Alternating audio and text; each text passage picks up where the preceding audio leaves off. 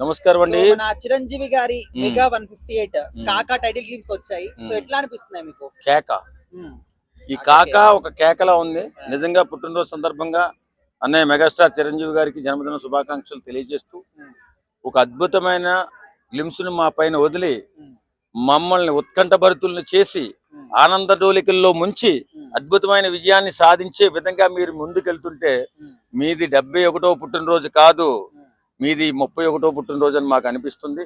ఆ గ్లిమ్స్ లో చూస్తుంటే అతను చూస్తుంటే రోమాలు నెక్కబడుస్తున్నాయి. అంత అద్భుతంగా అన్నయ్య మాట్లాడుతుంటే ఆయన ఒక డైలాగ్ చెప్తుంటే అంత బాగున్నాయి గ్లిమ్స్. చాలా చాలా బాగుంది. ఏదో కాకా అనే టైటిల్ అంతా సెట్ కాలేదు, వేరేది ఏమైనా పెట్టుంటే బాగుండేది అని అంటున్నారు కొంతమంది, అందరు కాదు. సో మీకు అట్లా అనిపించింది, సెట్ అయింది అంటారు? లేదు, 100% సెట్ అయింది.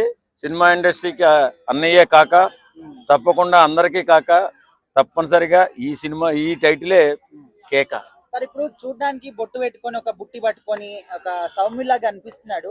బట్ అండర్ వరల్డ్ డాల్ అంటే కొంతమంది అనుకుంటున్నారు. సో అది ఎట్లా అనిపిస్తుంది మీకు చిరంజీవి గారి నా లుక్ లో?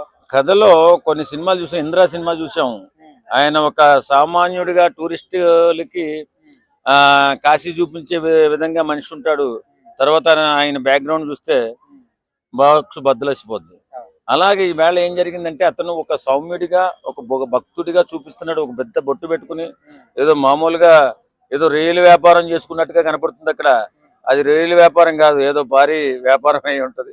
కాబట్టి కాకా మాత్రం ఖచ్చితంగా కేక పుట్టిస్తుంది ఇండస్ట్రీని. చిరంజీవి గారికి కూడా ఈ సినిమా ఓ డిఫరెంట్ కథలా ఉంది.